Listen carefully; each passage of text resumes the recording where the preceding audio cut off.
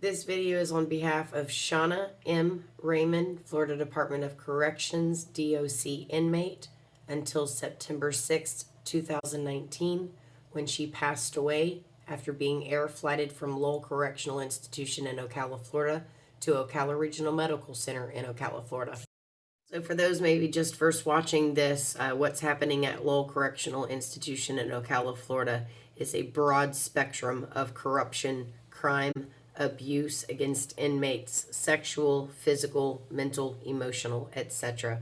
However, just 3 weeks ago, there was an inmate by the name of Shauna Reyman who was a disabled inmate with mental handicaps. She was confined to a wheelchair, was assigned a job duty that she told the officer she could not perform because of her disability, to which they picked her up by her neck, slammed her on the ground, beat her upon her neck, then drug her like a rag doll, pulled her off camera, beat her again, and she is now a quadriplegic. Now here we are only a couple weeks later, and we have another inmate that's dead from another physical trauma at Lowell Correctional Institution. This woman was 32 years old, only 32. And despite suspicious circumstances, despite trauma in autopsy reports, these deaths are continually marked as absolutely accidental with no officers at fault. So Wednesday, September 4th, when her mother received a call from the hospital, not the prison, from the doctor and the nurse at the hospital, asking this mother if she knew that her daughter had been on life support for 4 entire days. The mother can validate this because she had one missed restricted call that she could not call back. And then, after she had spoken with the hospital, the prison chaplain called her and left a message, to which she responded by calling back 3 separate times, and nobody ever called her back from Lowell Correctional Institution. Only the medical staff at Ocala Regional Medical Center. The family arrived at the hospital the following day around noon, and when they arrived on the floor in front of their daughter's door, there were 2 corrections officers guarding the door. And when the family arrived the following day at noon, there were 2 corrections officers guarding the door of Shauna Reyman. Obviously, I'm sure, the mother's never been in this position. Never. She's never had to get a call from a hospital telling her her daughter's on life support and is brain dead. She's not had to worry about this situation before, so I'm sure it was pretty daunting having to drive from out of state and arriving to that situation. And when she asked, simply because she was new to it, why are there corrections officers in front of my daughter's door? Because all she knows is her daughter is a patient. The correction officer says to her, because she is still our property. And when the mother said that to me today, I asked her, did she say the word property? She said yes, and the stepfather confirmed that that officer looked at a grieving mother whose daughter is dying, who is brain dead, and said she is still our property. Corrections officer lady, I don't know if you've read the memo, but people ain't property. And my own mother can attest to how they treat inmates who are patients in a hospital despite their inmate capacity. I was in a coma for 4 days, November of 2005, and my own family had to come see me in that same condition, not knowing if I would wake up or not. And because of how rude and disgusting the corrections officers were, my mother had to report that to the hospital staff. So I can only imagine the absolute sheer fear, terror, disgust that this mother had to feel when she went to the hospital on September 4th. So after this completely callous and inappropriate statement that she's still their property, the parents and grandmother were allowed to enter the room of their daughter, Shauna Reyman. She was completely irrecognizable. Her entire body was swollen 4 times its natural size, so much so that they had to cut her stomach because her stomach was completely distended from swelling. Sorry for the scenery change, but it's been a couple days since I did the last video regarding Shauna Reyman. A lot of things have happened in between now and then, so I will try to catch up here. As this mother, grandmother, and father are trying to say goodbye to their loved one, you've got 2 correctional officers standing at the door. The mother leans in, kisses her daughter, tells her goodbyes, and the DOC officer, the female African-American officer that told her that her daughter was property, still of the Department of Corrections actually came in the room and attempted to listen to what this mother had to say to her brain dead and dying daughter. So to add insult to injury, when the investigators, the inspectors from OIG's office show up, they did not have a card to present her with their contact information. They didn't have any DOC forms.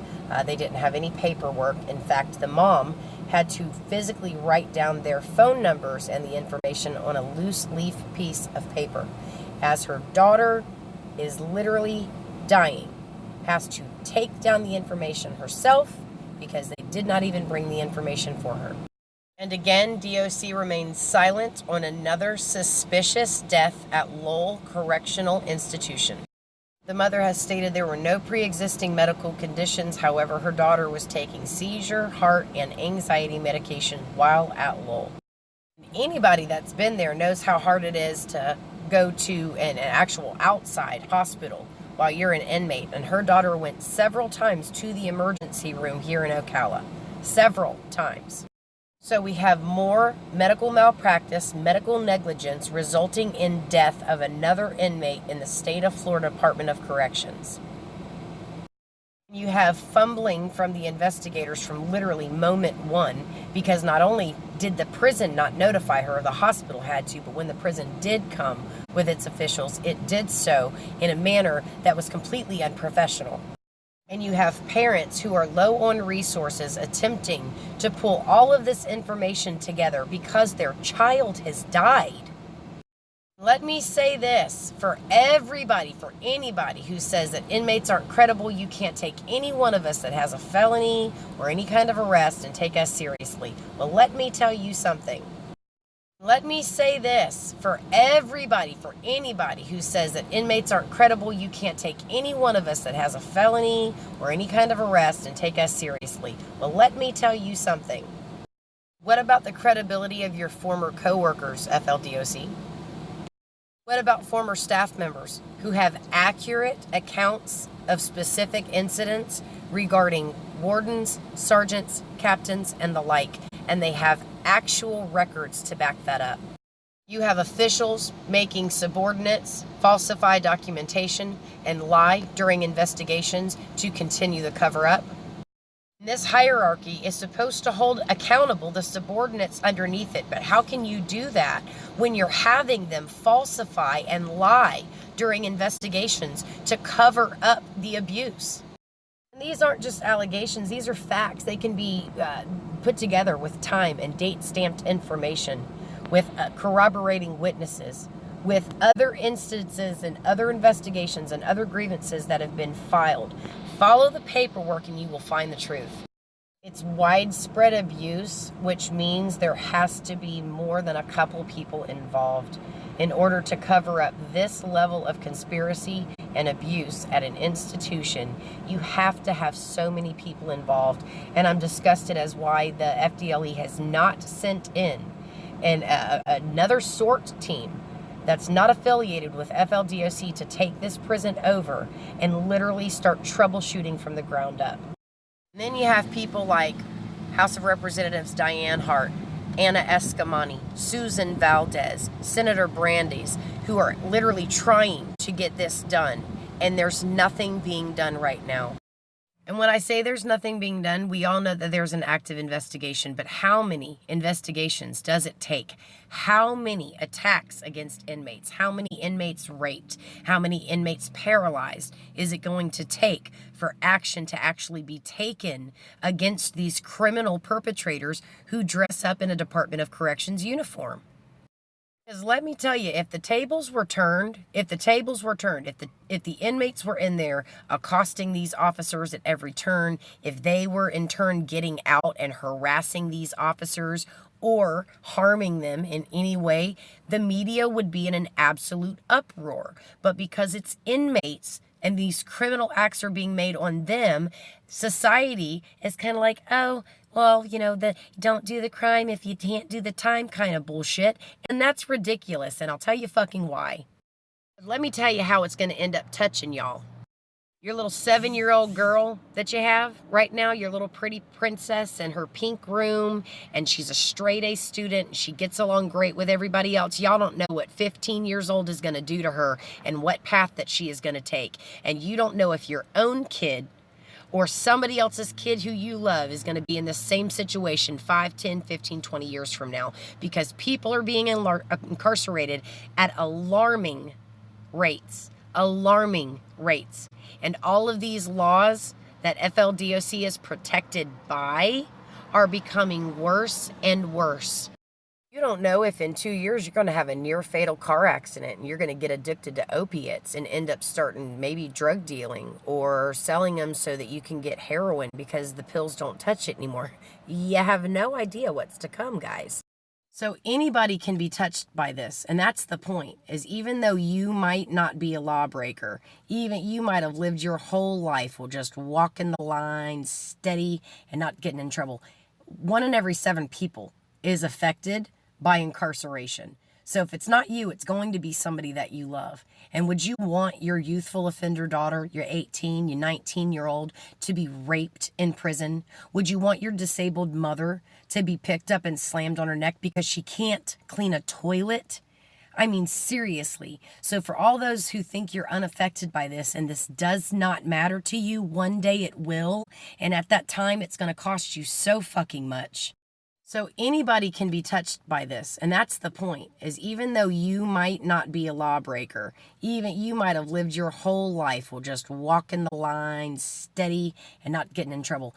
1 in every 7 people is affected by incarceration. So if it's not you, it's going to be somebody that you love. And would you want your youthful offender daughter, your 18, your 19-year-old, to be raped in prison? Would you want your disabled mother to be picked up and slammed on her neck because she can't clean a toilet?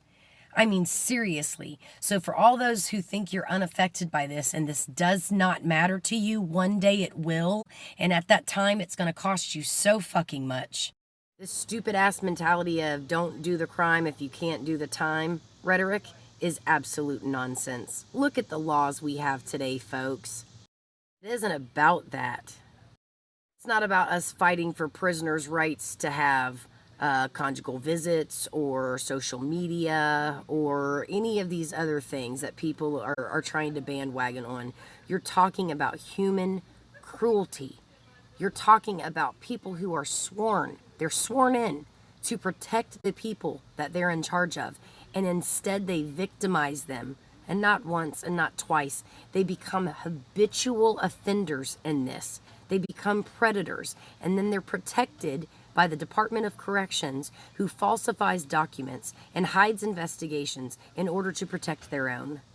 I guess we should be thanking Governor DeSantis right now for speaking on this and giving a press release. But you know what? We have heard it before. I mean, can we not get some action? Can we not? Can you guys not do one solid and just like band together and arrest these officers who are literally committing these acts and prove yourself to be a worthy agency that's not embedded in corruption? Can we have something read like, after inmate paralyzed and multiple inmates dead at Lowell Correctional Institution, we have decided to arrest such and such and such and such and such and such and such for abuse at the prison, because I think it's necessary. Why do we have to have silent protests where the media comes out and gets little snippets of what we're doing? Why are people not screaming from the rooftops about this shit? Why did Shauna Reyman just die? Why is Cheryl Weimar a quadriplegic?